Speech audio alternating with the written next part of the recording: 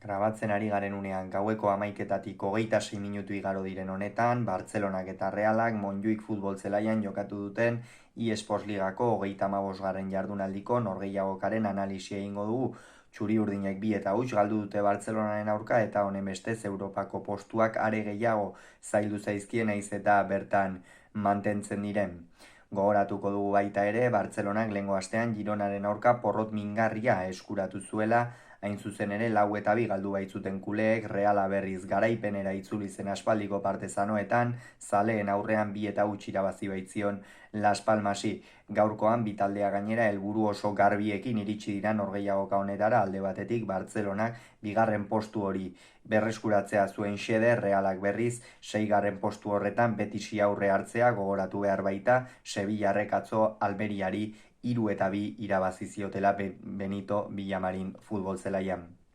Bi taldeak honelaxe atera dira gaurko honetan, 11-koi dagokienez Realak aldaketa dezente egin behar izan ditu, Bartzelonak ezain beste, Ter Stegenekin izan da ATP-an Xabiren taldea, lauko lerroa osatu dute Jules Koundek eskuine galetik, Joao Cancelok ezkerre galetik eta Kubarsi eta Inigo Martinez atzealdearen erdialdean, Pau Kubarsien norgehiagokaren inguruan aipamen berezi bat egin behar dugu gero, Gundogan Christensen eta Pedri izan dira zelai erdian, Christensen euskarri moduan zela, eta Gundogan ere nahiko atzeratuta eta Pedri apur bat aurreratu xeago, aurrean berriz hiruko lerroa, Lamine Yamal eskuin aldetik, Rafinha ezkerraldetik eta Lewandowski golaren arduradun. Reala berriz gaurkoan 5 atzelarirekin irten da,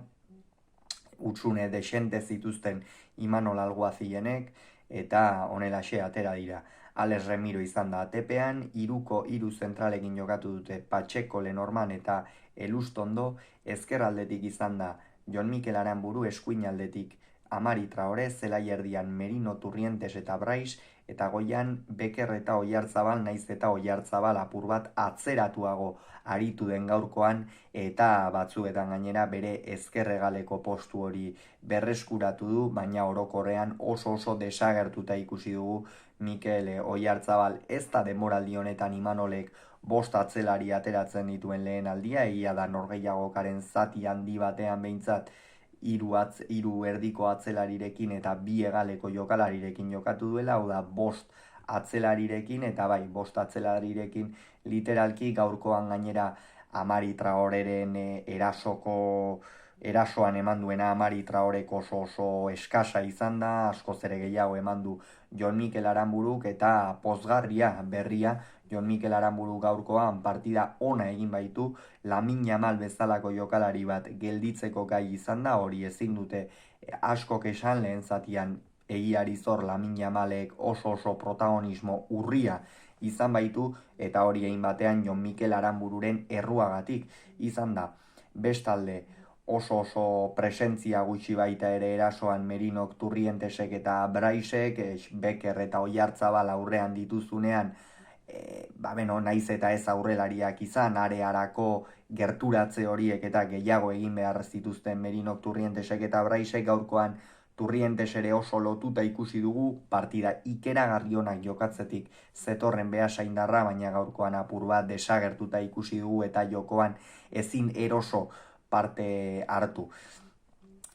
Bartzelonaren aldetik berriz, Pau Kubarsik sekulako norgehiagoka egin du, bi taldeak oso garbi atera dira euren ideiak zeintzuk ziren, alde batetik Bartzelonaren ideia ahalik eta gehien aurrelariak bilatzea eta batez ere aurrelarien abiadura bilatzea zen, Lamine Yamalek esan dugu ezin izan duela behar bada gaurkoan bere norgehiagoka egin, bai ordea Rafinha sekulako norgehiagoka jokatu du, oso parte hartzaile ibili da, naiz eta azken atzera arte ez duen gola sartu, oso parte hartzaile ikusi dugu, gainera esango nuke ezkerraldetik askoz ere eraginkorragoa dela Rafinha, zergatik eskuin aldetik askotan barnera kasartzea eta jaurtiketak egitea eta kalitate gehiago eskatzen du horrek, eta behar bada Rafinha ez da jokalaria bila, Rafinha jokalari azkarra da, baloiarekin erabakiak ez dituenak askotan oso ongi hartzen, baina baloia hartzen baldin badu eta bere egaletikan paseak ikusten baldin baditu, sekulako paseak ematen dituen jokalari horietakoa da, eta esango nuke ezkerraldetik askoz ere eraginkorragoa dela eta Xabik egin batean asmatu duela. Noski Lamine Yamalek eskuinaldetik diferentziak markatzen baititu. Eta partida aurrera joan denean, Becker izan da Realaren jokalaririk onena, gaurkoan gainera jokalari aurreratuena izan da Surinamdarra, eta esan daiteke, argiak eta itzalak izan dituela lehen zatian oso parte hartzaile ikusi dugu, baina egia da askotan Pau Kubarsiren meritua aipatu beharra dagoela. Bi hiru aldiz lasterkaldia gelditu dio Kubarsik, nabarmen gainera askotan ere egalean baloia hartzen zuenean Beckerrek hortxe zuen Kubarsi, ia leku guztietan zegoen, eta Inigo Martinezek norgehiagoka diskretoxeagoa jokatu duen bezala Pau Kubarsik norgehiagoka antologikoa jokatu du, eta Bartzelonarentzat oso albiste ona da hori, arrobiko gazteak alako norgehiagoka bate jokatzea. Hain zuzen ere Beckerrek bi aukera izan ditu, batetik Kubarsiri egindako falta bat epaileak adierazi du, baina nik uste barrak ikusi izan balu hori kendu egingo lukeela, eta bestetik berriz milimetrikoki jokoz kanpo zegoen, baina gola egin du, baina hala ere balio gabe utzi du, arrazoiarekin gainera hor aipatu behar da, Guadalupe Porras linierra oso zorrotz, oso finibili dela. Horrelaxe amaitu da lehen zatia horrelaxe ez amaitu. Izan ere 40. minutuan esan dugu Amari Traoreren norgehiagoka oso eskasa izan dela, apenas izan du protagonismoa erasoan, eta atzealdean gainera bere aldean geratu den zulo baten ondorioz iritsi da Bartzelonaren gola. Pedrik baloia hartu du zelai erdian, apur bat gidatu egin du hor Amari Traoreren eskuinegal horretan zulotxo bat geratu da, hortikan azaldu da Gundogan, eta Gundoganek Lamine Yamal area barruan zela pasea egin dio, eta berriro ere Bartzelonako Mataroko jokalariak ez du barkatu. Egia esan Realarentzat kolpe gogorra izan da, lehen zatian ongi jokatzen ari baitzen, nahiko berdinduta zen Bartzelonarekin, baina lako akatsek Bartzelona bezalako taldeen aurka asko zigortzen zaituzte, eta are gehiago zuk bakarrik erasoan Xeraldo Becker baldin badukazu, eta Bartzelonak erasoan askoz ere jokalari gehiagoren presentzia daukanean. Bigarren zatian, behar bada Bartzelona kontrol gehixeagorekin hasi da, askotan gertatu izan zaio ez irabazten hasi eta gero partidak irauli dizkiotela, horren jakitun Xabik berdin jokatzeko eskatuko zien jokalariei, eta Realak ere berdin jarraitu beharra zeukan, norgehiagoka ona jokatzen ari zen, baina horixe falta zitzaion erasoan jokalari gehiago agertzea, eta bigarren zatian hori ere ez du lortu. Aukera bat izan du Braisek, baina orokorrean ez da aritu Reala. Eta, gerora aldaketak iritsi dira, batetik Fermin atera da Christensenen ordez 70. minutuan, Christensenen norgehiagoka, gaurkoan behar bada etzen bere norgehiagoka, Bartzelonak askoz ere joko zuzenagoa egin duelako, Pedri eta Gundogan bezalako jokalariek protagonismo gehiago izan baitute, eta gaurkoan egin batean esan daiteke Canceloren, gero Rafinha apur bat barrura sartu da, eta Cancelok ezkerregal horretatik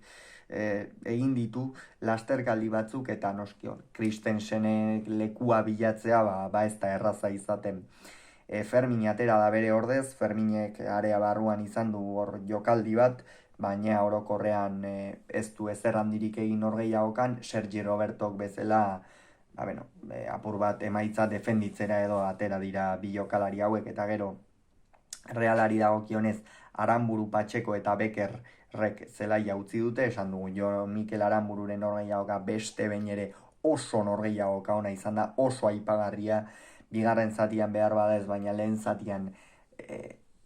Lamine Yamal erabat txiki utzi du, ez du aukerarik apenas izan 40. minutura arte gola egin duen arte hain zuzen ere, gainera hori ez da Jon Mikelen errua izan, gola Amari Traoreren egalean baitzen,